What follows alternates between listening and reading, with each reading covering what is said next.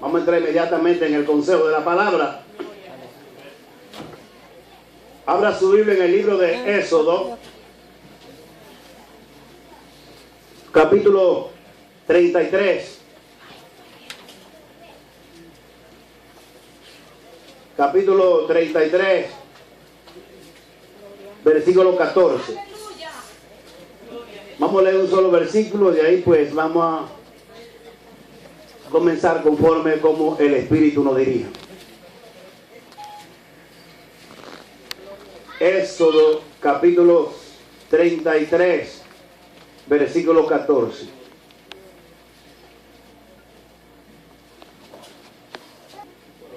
Éxodo capítulo 33, versículo 14. ¿Lo tienen todo? Leemos la palabra con la comunión del Padre, la del Hijo y la del Espíritu Santo. Amén. Y él dijo: mi presencia irá contigo y te daré descanso. Versículo 15. Y Moisés respondió: si tu presencia no ha de ir conmigo, no nos saques de aquí. Si tu presencia no ha de ir conmigo, no nos saque de aquí. Atrapando su presencia. Yo no sé cuánto y quiénes están dispuestos a partir de hoy a atrapar la presencia de Dios. Yo creo que cuando las cosas se hacen, y especialmente cuando se hace lo mismo, siempre se convierte en una rutina y la gente se cansa. Eso es lo que sucede cuando en una iglesia se ausenta la presencia de Dios. No se le coge como sabor al culto. La gente, como entra a la iglesia, así mismo sale. Porque la Biblia dice que la presencia de Jehová produce cambio. Produce cambio. Cuando la presencia de Dios se manifiesta, algo sucede. Dios es omnisciente, omnipresente, es todopoderoso. Él está en toda parte, llena el universo, la tierra. Pero déjeme decirle que cuando hablamos de presencia, hablamos de manifestación. Y hay que provocar. Dios no se manifiesta así por manifestarse. Cuando Dios se manifiesta es porque alguien lo está provocando. Él es el primero que llega. Antes de nosotros llegar aquí, ya el Señor está aquí. ¿Verdad? Sabemos que Él está aquí. Pero no se está manifestando en una forma visible, como se manifestó en el aposento alto, una forma física.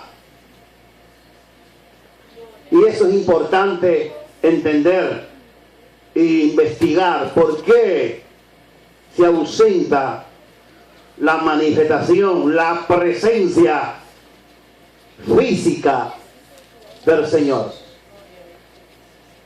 Para entender un poco más este mensaje, tendríamos que irnos al trasfondo de la persona que escribió este libro, que fue Moisés. La Biblia dice que Moisés fue criado en el palacio, era un príncipe, dice la palabra de Dios allá en Egipto. Pero dice que a la edad de 40 años fue a visitar a su pueblo, que eran esclavos. y encontró a alguien que estaba lastimando a uno de los suyos. Y la Biblia dice que Moisés se levantó y lo mató. Después que lo mata, dice la Biblia que lo entierra en arena. Vaya cantando el mensaje. Por profundo que esté el pecado que hayamos cometido, un día Dios lo va a sacar a la luz. Es decir que escondió al egipcio, lo enterró en arena. Bueno, prácticamente nadie sabía nada. Pero había unos ojos que estaban contemplando aquella escena. Dice la Biblia que al día siguiente, pues habían dos que estaban como discutiendo de lo suyo, y él quiso intervenir. Entonces uno de ellos dijo: oh, tú quieres hacer como hiciste ayer o hiciste con el egipcio, en otras palabras, ¿cómo lo mataste? Y él se dio cuenta que ya esto había llegado al oído del faraón y prendió vuelo por el desierto. Dice que tenía 40 años cuando sale del desierto. Luego va a la tierra de Madián. Allí se encuentra con un sacerdote y comienza Moisés a pastorear ovejas en el desierto. Ese fue el taller de capacitación para luego el Señor en un futuro entregarle el ministerio. Imagínense todo lo que pasó Moisés en el desierto. Había dejado su gente atrás, tenía ese cargo de conciencia, ¿verdad?, de que había matado a alguien. Luego dice la Biblia que pastoreando en el desierto, dice que un día vio una zarza que ardía, pero no se consumía. Y dice la Biblia que él se dirigió hacia donde estaba esa zarza, y cuando se acercaba, oyó la voz de Dios que le dijo: quita el calzado de tu pie, porque el lugar que tú pisas, santo es. Tú no puedes entrar a mi presencia estando en esa condición. Ya Dios lo había elegido desde antes de la fundación del mundo. Ya Dios había marcado a Moisés. Y hablar de Moisés, no estaba hablando aquí de cualquier hombre, porque fue un profeta de lo más poderoso que Dios utilizó. De tal manera que Moisés no estuvo en el diluvio, y Dios le reveló completamente todos los sucesos que acontecieron en el diluvio. Le reveló lo que pasó en la Torre de Babel. Y así sucesivamente escribió los primeros 5 libros, y fueron escritos, sin duda, bajo la dirección del Espíritu de Dios.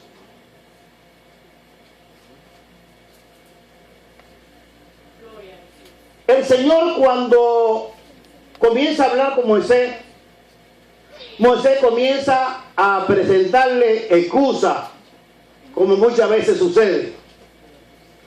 Hay gente que se sienten intimidados porque quizás no se expresan bien, quizás porque no tuvieron mucha escuela, quizás porque no tienen tiempo. Pero es difícil encontrar una persona, que el Señor lo llame y diga, como dijo Isaías: heme aquí. Siempre tenemos un pero, una excusa, pero Dios quería mostrar su poder por medio de este hombre llamado Moisés. De tal manera que Dios lo capacita, lo unge y lo envía. Dice la Biblia, enseña la palabra de Dios, que Moisés ya tenía 80 años. Algunas personas que piensan como que el tren se le está yendo, y piensan como que el ministerio ya terminó. Déjeme decirle que cuando Dios llama a un hombre, Dios no mira la edad. Dios no mira la edad. Dios puede llamar a un joven, como puede llamar a un anciano. Bueno, cuando llamó a Abraham tenía 75 años. Cuando se le apareció el Señor. A Moisés lo llamó de 40. ¿Verdad? 40 que estuvo pastoreando en el desierto. Y ahora le quedaban 40 años más para sacar el pueblo de allá de Egipto y atravesar el desierto. Pero oiga bien, hermano. Entienda bien el mensaje. Dios es un Dios que primero prepara, capacita antes de enviar. Es decir, en otras palabras, el ministerio de Moisés se puede medir en 3 fases.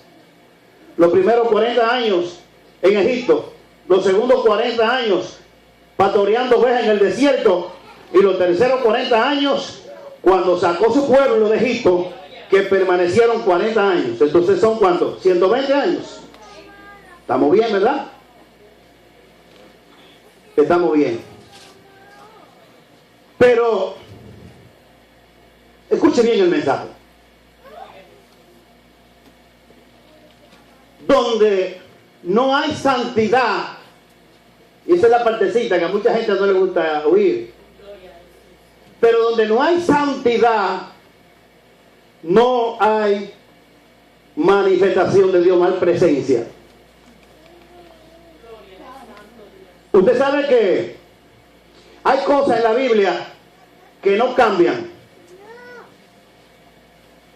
Hay cosas en la Biblia que siempre van a ser órdenes, mandatos, mandamientos, como usted quiera llamar. Pero la santidad no tiene tiempo. Aunque Salomón dijo que todo tenía su tiempo, pero déjeme decirle, la santidad no tiene tiempo. O sea, Dios exige, cuando Dios llama a sus hijos, Dios comienza a santificarlos, los separa. Vamos a darle esa tecla. Donde no hay santidad, no puede haber presencia. Grábese esto, hermano. ¿Por qué? La pregunta es, ¿por qué el Señor le dice a Moisés que quite el calzado de su pie? Bueno, lógicamente, si usted tiene una mente y puede analizar, lógicamente usted tiene que entender que el calzado de Moisés estaba sucio. Moisés estaba sucio físicamente y espiritualmente. ¿Por qué? Porque si andaba detrás de las ovejas, lógicamente, entonces, ¿qué era lo que pisaba? No era excremento.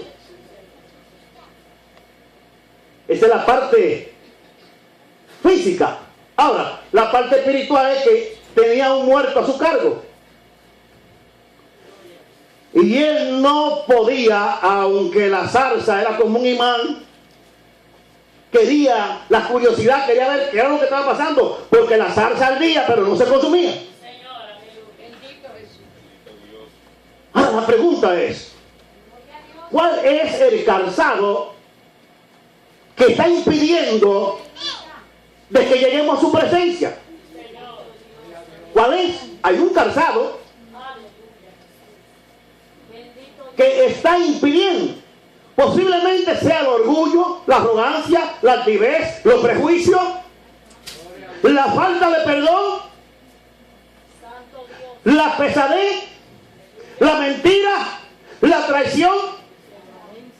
¿Cuál es el calzado? Porque esto es lo que Dios me decía. ¿Cuál es el calzado que impide su presencia? ¿Ah? ¿Cuál es el calzado? ¿Es la inmundicia? ¿Es la inmoralidad? ¿Es la murmuración? ¿Qué es lo que impide que su presencia se manifieste? Moisés, en la condición que estaba, no podía pretender de que Dios se moviera. Ahora le dije hace un momento que el que se encuentra con la presencia de Dios produce cambio. Cuando tú atrapas la presencia de Dios, produce cambio.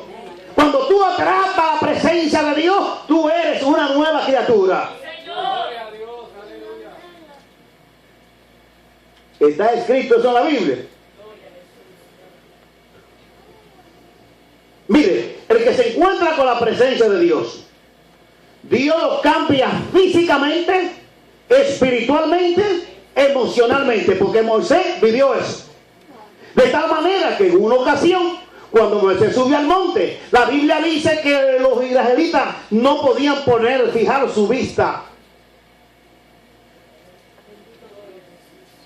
No podían ver a Moisés, porque dice que su rostro le resplandecía. O sea, subió Moisés destruido, arruinado, un Moisés con prejuicio. Pero cuando viene bajando del monte, ¡ay, santo, aleluya! ¿Ah? Y el pueblo de Israel comienza a mirar su rostro. Dice que sintieron temor porque su rostro, dice la Biblia, no lo digo yo, que aún su piel fue cambiada. Increíble. Se le fueron todas esas arrugas a Moisés. Se le fueron las arrugas físicas y se le fueron las arrugas espiritual, porque muchas veces tenemos arruga espiritual, que es el calzado que nos impide llegar a la presencia de Dios. Alabado sea el nombre de Cristo. Yo no sé qué es lo que está impidiendo en tu vida que la presencia de Dios impacte tu hogar. Pero como hoy estamos tratando de atrapar la presencia, yo me propongo atrapar la presencia. Y cuando tú te propones atrapar la presencia de Dios, Dios te habla. Porque Dios te va a decir dónde tú tienes que ir. Dios te va a decir lo que le gusta y lo que no le gusta. Porque Él está interesado y está mirando que tú estás por atrapar su presencia.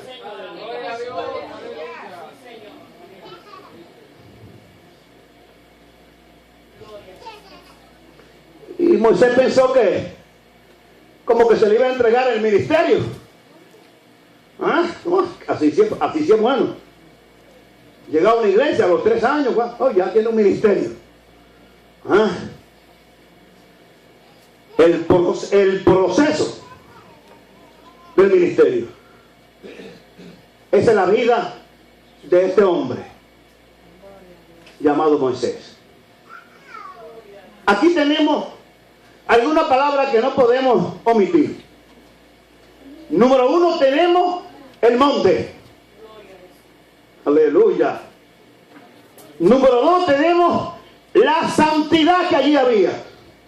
Porque había una santidad donde está Dios. Es tremendo. ¿Ah? Es algo tremendo. Es decir, que está el monte, está la santidad, está la presencia de Dios en aquel lugar. Déjenme decirles que Moisés automáticamente tuvo el primer encuentro de Moisés con Dios, que está registrado en Éxodo capítulo 3. Si usted lee del capítulo 1 hasta el 3, en el 3 específicamente, allí sí habla del encuentro que tuvo, que fue el primer encuentro, porque Moisés tuvo muchos encuentros con Dios, pero el primer encuentro que lo marcó, que lo transformó, que jamás volvió a ser el mismo Moisés que salió de allá de Egipto. Jamás. Moisés entendió, oiga bien, entendió Moisés que sin la presencia de Dios no iba a tener ningún resultado. Y esto es importante, porque sin la presencia de Dios no va a haber resultado. De tal manera que después de ese encuentro, Moisés se enamoró del monte. Y cada vez que Moisés tenía un problema, se internaba en el monte, porque en el monte estaba la presencia de Dios, y el monte es tipo de oración, y eso es lo que muchos no quieren, pagar el precio de la oración. Un problema para el monte. Y bueno, y todos los estudiosos de la Biblia, el mismo Jesús, cuando tenía un problema, para el monte. Los encuentros con Jesús eran o descendiendo o ascendiendo. Aleluya. Hay santos, aleluya. Vivía en el monte, haciendo que en el monte estaba murmurando, criticando, estaba mirando al hermano que faltó. Estaba buscando la presencia de Dios. Hay una ausencia del Espíritu de Dios en estos días, hermano. Hay una ausencia de la presencia de Dios. Oh, aleluya. Porque nadie quiere buscar a Dios, nadie quiere tener intimidad con Dios. No me hablen de eso, no. Hay mucha diversión. Hoy yo prefiero un celular antes que la presencia de Dios. Yo prefiero dormir con un celular antes que dormir con la presencia del Altísimo. ¿Tú quieres que te diga algo más?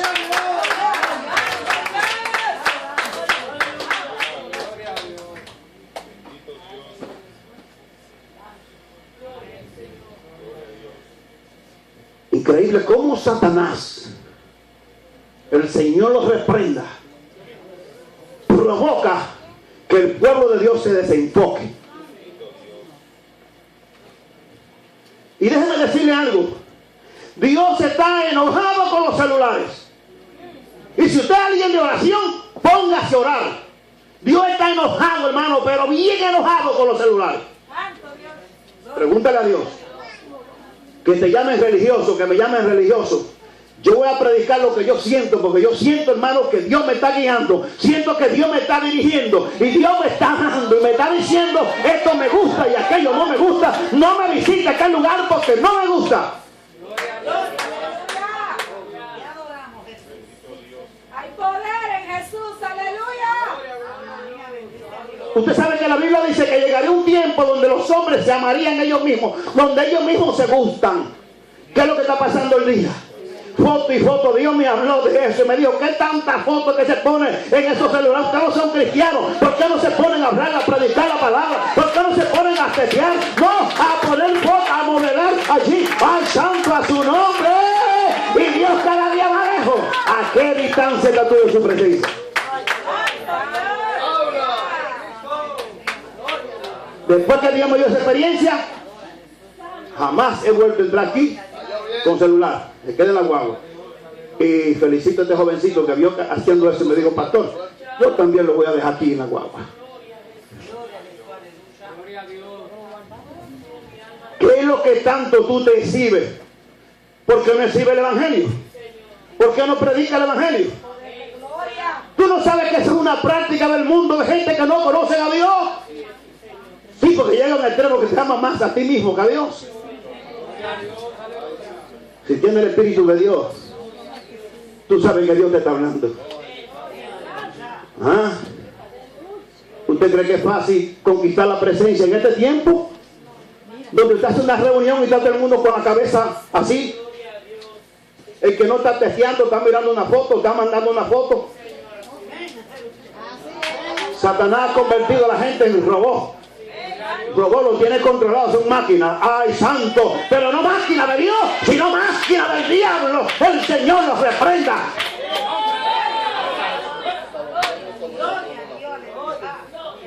¿Por qué no utilizas ese celular para tú poner texto, predicar, para tú llamar a alguien y darle una palabra de consuelo? ¡Oh, bendita sea la misericordia de Dios! ¡Oh, gloria a Dios! El que tiene el Espíritu de Dios puede discernir si esto es de Dios o se lo está inventando el pastor. ¡Oh, aleluya!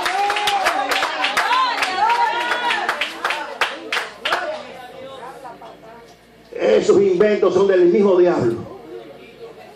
Son armas de doble filo.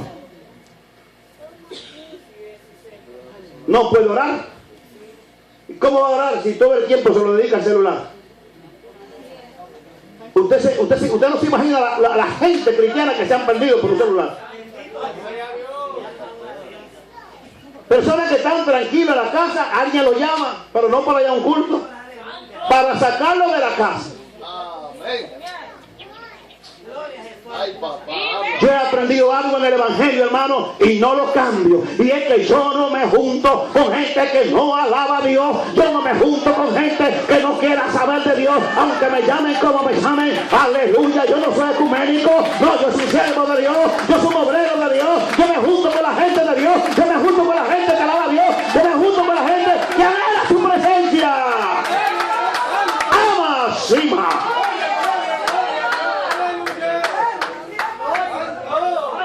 Que me critiquen y que me digan todo lo que quieran decir. Yo camino con gente que tenga hambre de Dios. ¿Y cómo yo voy a caminar con una persona que lo que me va a producir es dolor de cabeza? ¿Ah? ¿Usted cree que es fácil atrapar la presencia de Dios? Y déjeme decirle, cada vez que Dios tenía una reunión con el pueblo, y esto lo saben todos los estudiosos de la Biblia, cada vez está registrado en la Biblia, está registrado en el libro de Éxodo, está registrado también en el capítulo 7 de Josué. Cada vez que Dios llamó al líder, el Señor le decía en otras palabras: quiero hablar con el pueblo. Pero ¿sabe qué? El pueblo no puede venir a mi presencia en la condición que está. El pueblo tiene que despojarse y tiene que entrar en un proceso de santificación, porque me voy a aparecer.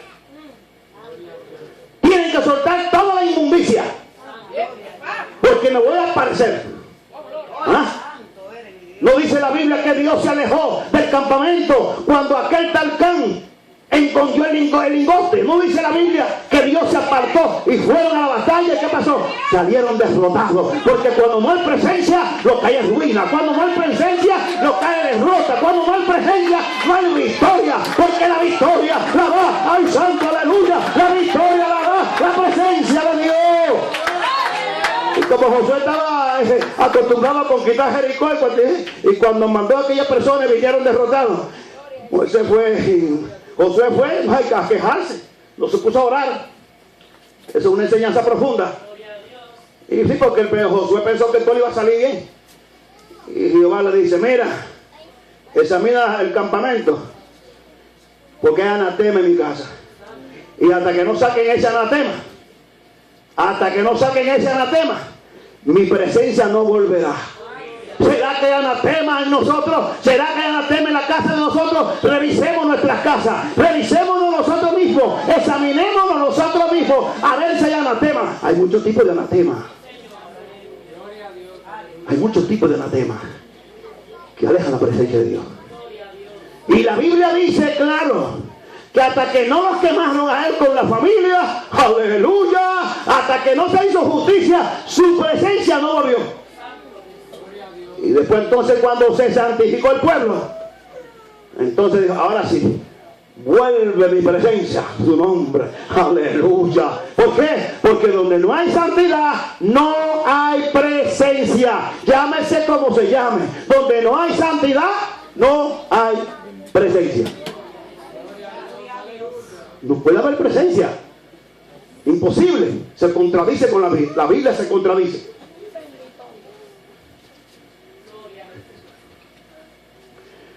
Puede haber fuego extraño, pueden haber manifestaciones, pero no de Dios. Porque hay muchas manifestaciones que no son de Dios.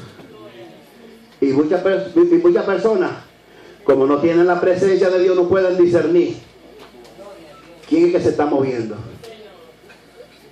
La Biblia es bien clara. La Biblia dice que debemos andar en santidad todos los días de nuestra vida. Dice: en justicia y santidad todos los días de nuestra vida.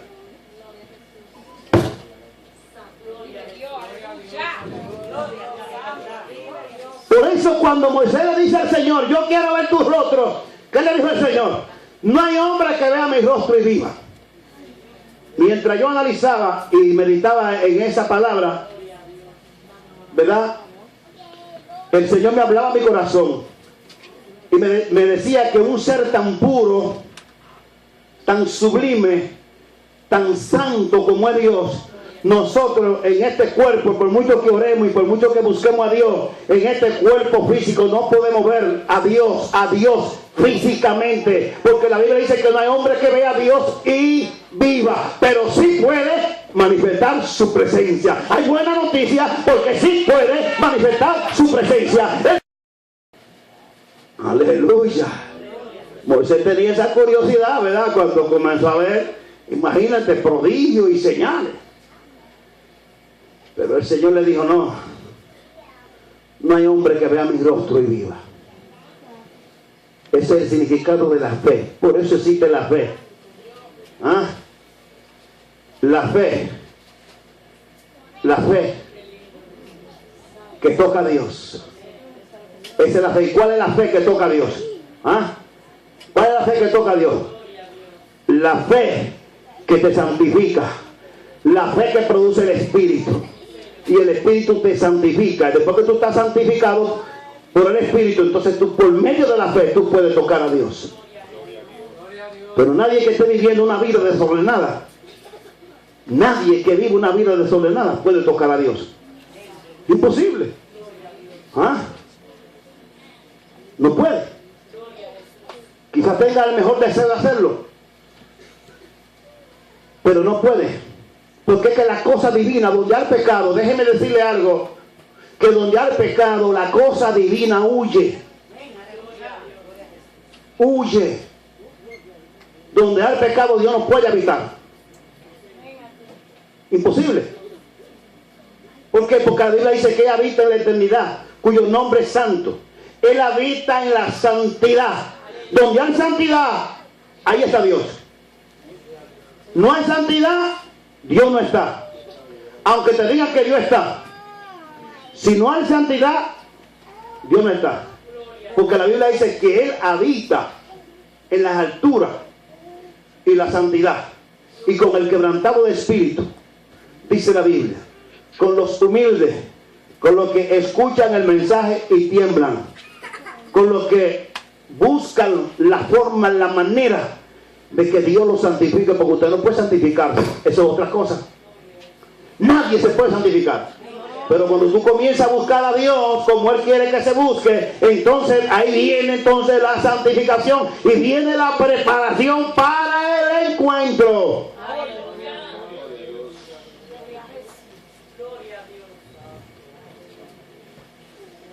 Yo sé que muchos están preguntando,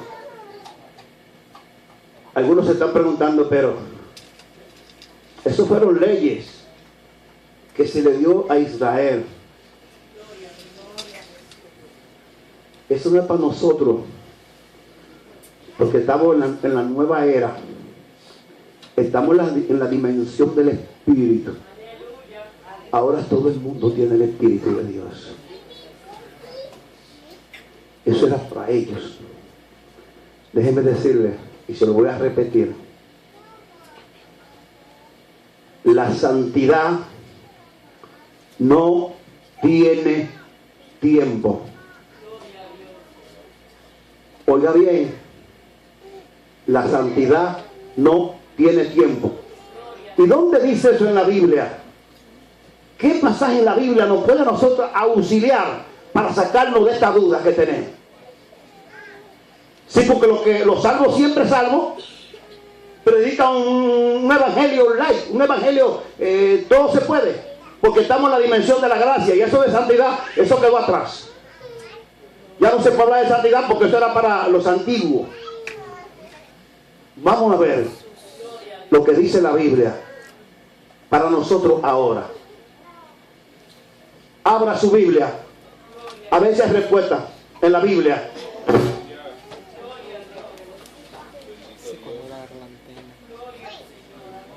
Vaya al libro de Hebreos y le voy a comprobar que no es como dicen muchos predicadores. Yo quiero que usted preste atención en estos versículos que vamos a leer, porque son de gran bendición y quisiera que usted los subraye. Hebreos capítulo 10, vamos a comenzar en el versículo 19 y trataremos de explicarlo. Dice así, Hebreos capítulo 10, versículo 19 hasta el 22. Así que, hermanos, teniendo libertad para entrar en el lugar santísimo por la sangre de Jesucristo, nótese, la libertad. Usted puede accesar. Sí, usted puede accesar. Pero usted no puede accesar. Usted no puede accesar si usted no está viviendo lo que exige la Biblia. Lo vamos a ver más adelante. Vamos a ver versículo 20. Por el camino nuevo y vivo que Él nos abrió a través del velo. Esto es de su sangre.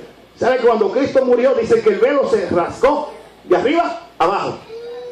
¿Verdad? Eliminando todos esos sacrificios antiguos. Ahora tenemos libertad. Ya no necesitamos un sacerdote para que vaya a presentar sacrificio por nosotros. Ahora, nótese, el versículo llave es el 22. ¿Cómo debemos nosotros entrar a su presencia? Al trono de la gracia.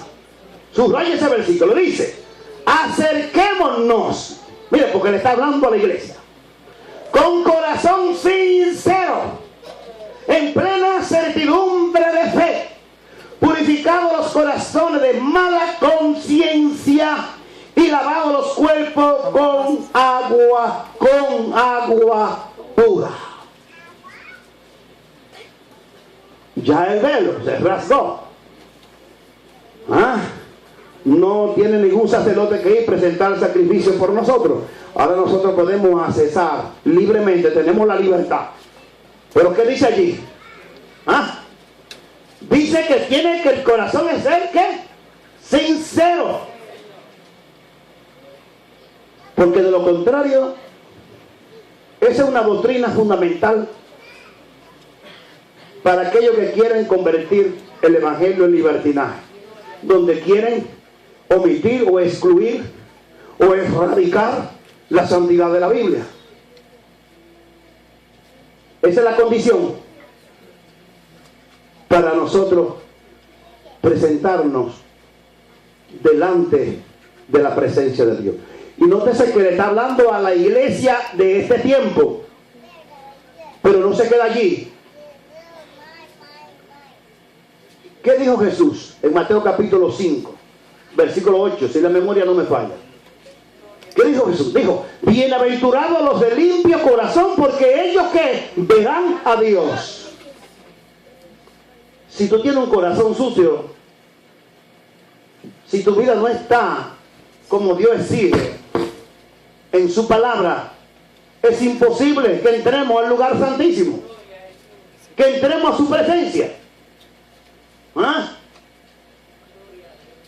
Es decir, que ya no se necesita un lugar específico. Oiga bien, hermano, no se necesita un tabernáculo donde hay un lugar santísimo para el sacerdote entrar. No, donde quiera que tú estés, esté en la iglesia, esté en tu casa, esté en el trabajo, donde quiera que tú estés, hay un altar. El altar eres tú mismo caminando, pero ese altar tiene que estar limpio.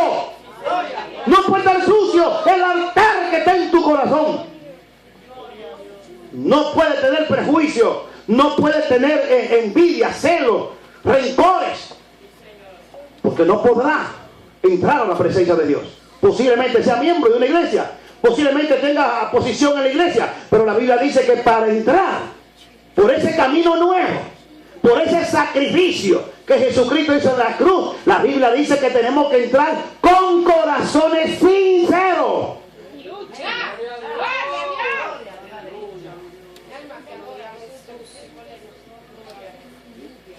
Esta es la respuesta del pasaje que leímos allá. Aquí el Señor nos está respondiendo.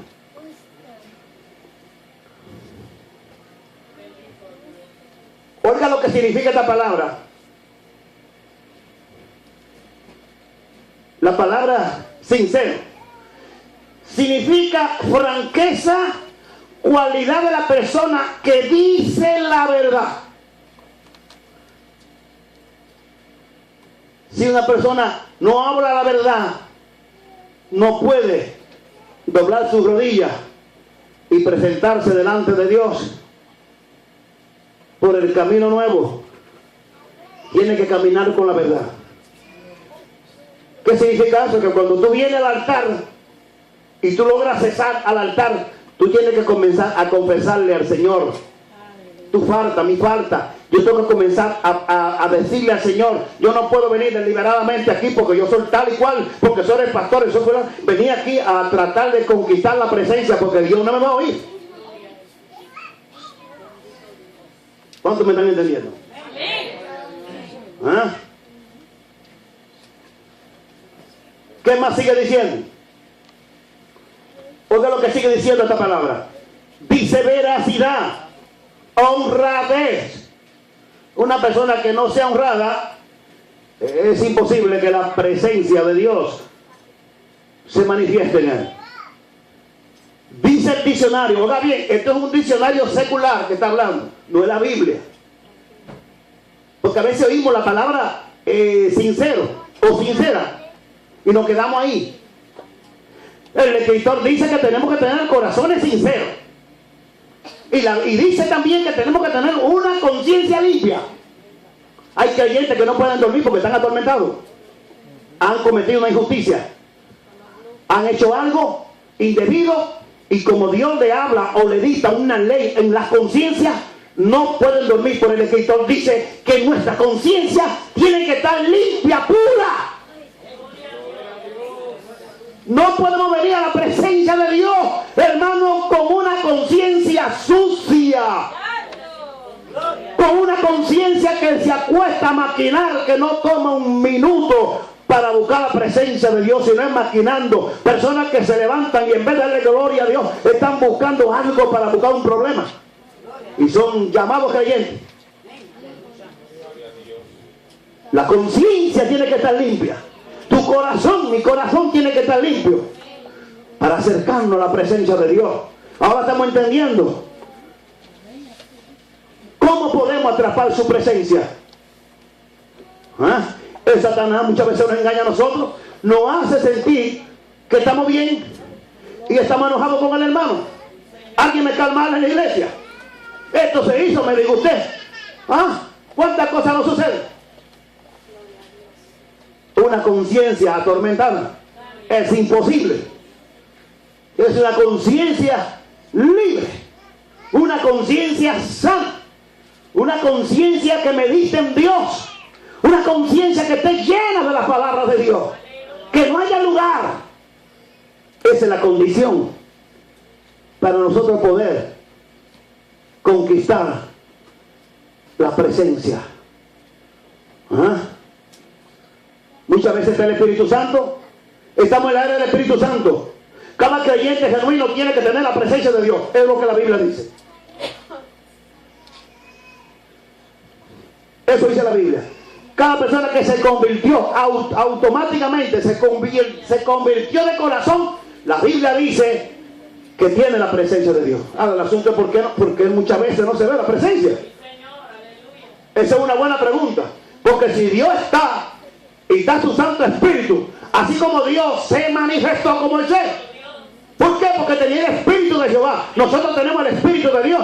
Tiene que verse algo del Espíritu. Aún tu conversación, aún lo más sencillo de nosotros, algo bueno, tiene que verse en nosotros. Una manifestación de su presencia. No que esté tumbando a la gente, no. Nuestros hechos, nuestros actos,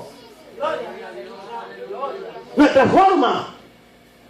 Ahí se ve la manera como nosotros tratamos a nuestros semejantes.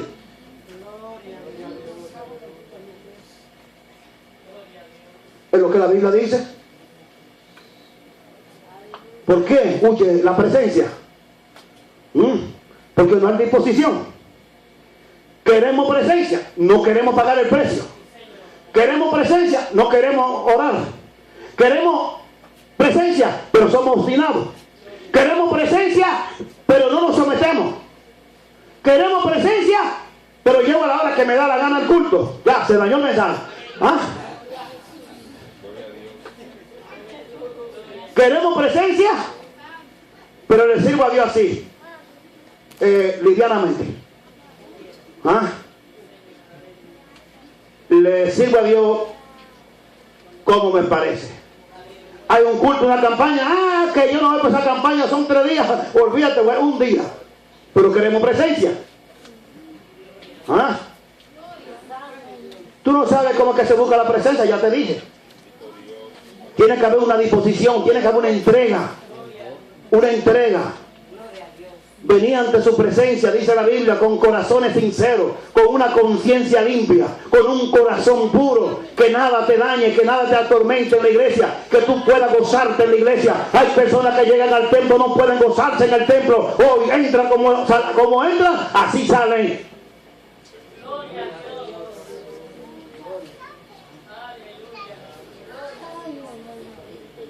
No, yo tengo el Espíritu. Todo el mundo tiene el Espíritu Santo. Todo creyente, quiero hacer la aclaración, todo creyente tiene el Espíritu Santo de Dios. Pero una cosa es que tenga el Espíritu Santo de Dios, otra cosa es su presencia. Son dos cosas distintas. Sí, tenemos el Espíritu Santo porque somos salvos por fe, ¿verdad? Pero yo no me conformo, lo que pasa es que no hemos conformado con las migajas. Hay muchos que lo que quieren es migajas. Yo no quiero migajas, yo quiero presencia. Yo quiero presencia, yo quiero ensanchar el ministerio. Yo quiero que la iglesia crezca. Yo quiero, hermano, hacer prodigios y señales. Pero hay que pagar el precio. ¿La responsabilidad es del pastor o es de todos? ¿Ah? Cuando se convoca un retiro, queremos presencia. Oye, hermano, queremos presencia. Pero se provoca un retiro. Yo digo, voy por ese retiro. ¿Qué tanto retiro? Te acuestas a las 1 de la noche, te acuestas a las 12 de la noche y no sabes haciendo qué. Pero sin embargo, en un retiro no aparece, pero quiero presencia. Cuando tu hijo se enferma, cuando te botan del trabajo, cuando tú estás pasando por una crisis, ¿qué es lo que tú haces? Clama a Dios. Y Dios, mira, déjame checar. Como dicen ahora, déjame checar. ¿Ah? El archivo. Revisen el archivo. Revisen el archivo. Vamos a ver las horas que tiene de oración. Vamos a ver las horas que tiene de trabajo. Vamos a ver las horas que tiene dedicadas a los hospitales. Vamos a ver las veces que fue a un hermano y le llevó un galón de leche, un galón de jugo. Vamos a ver, revísame los archivos. Yo quiero que tú me revises los archivos. Yo quiero ver la condición de este hombre. A ver, ¿por qué tú clamas por mi presencia? Si tú no te la mereces la presencia, porque no quieres pagar el precio, no quieres obedecer a tu pastor, no quieres hacer nada. ¿Cómo vendrá la presencia? Te quedará seco.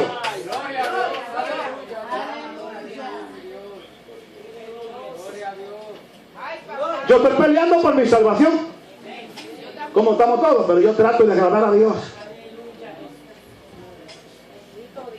Esa es la condición. Queremos presencia, pero no queremos pagar el precio para conquistar esa presencia.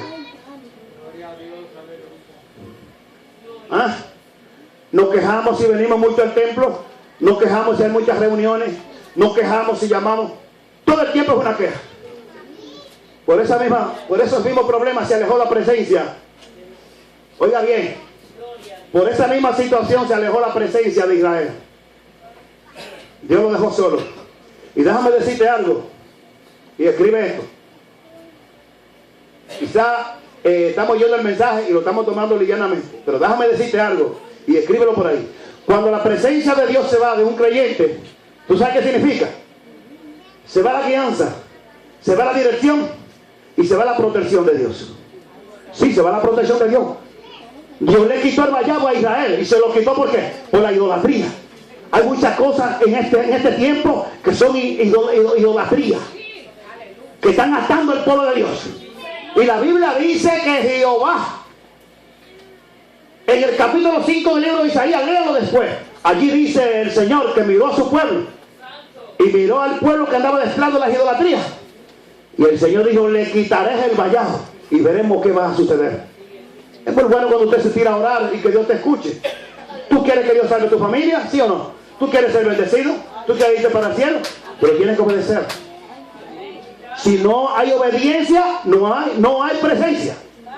Tú dirás quizás, que este es el pastor, que esta es la presidenta de damas, que este es el presidente caballero. ¿Y quién es él? ¿Quién es Sosa? ¿Quién es Aniurka? ¿Quién es la directora de la emisora? ¿Qué me importa a mí? Son personas igual que yo, no son igual que tú, porque son líderes de la iglesia y Dios los ha puesto en altura. Hay que respetarlo, hay que obedecerle a ellos, hay que obedecerle. Queremos presencia, tenemos que someternos a la obediencia.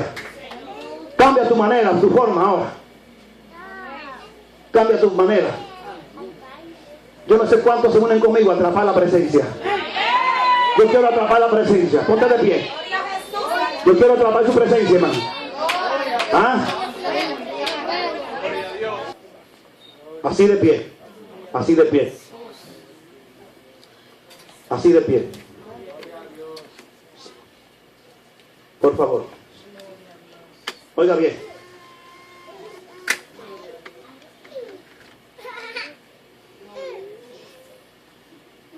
Versículo 14. Oiga esto. Lo que le dijo Jehová a Moisés. Y le dijo, mi presencia irá contigo. Ay, qué bueno eso. Esa es buena noticia. ¿Ah? Y te daré, oye, y te daré descanso. Cuando la presencia va contigo, tú no te preocupas por nada. Porque Él te dará descanso. Cuando la presencia viene, te da seguridad. Y tú ves el problema que es del tamaño del cielo, olvídate que Él te dará descanso. Tu casa tendrá descanso. Tú verás a tus hijos convertirse.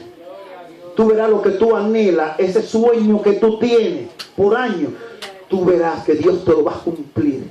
Tú verás tu deseo, tus ojos contemplarán cambios en tu vida si tú tomas este mensaje en serio y comienzas a partir de hoy a atrapar la presencia de Dios. Y cuando tú atrapas la presencia de Dios, será notorio el pastor, los líderes, todo el mundo, tu vecino, donde quiera que tú pises, todo el mundo se dará cuenta que tú atrapaste la presencia de Dios, atrapando su presencia. He aprendido a llamar tu atención con un corazón humilde y verdadera adoración. Ahora sé cómo acercarme hacia ti, como alguien agradecido que le has dado el perdón.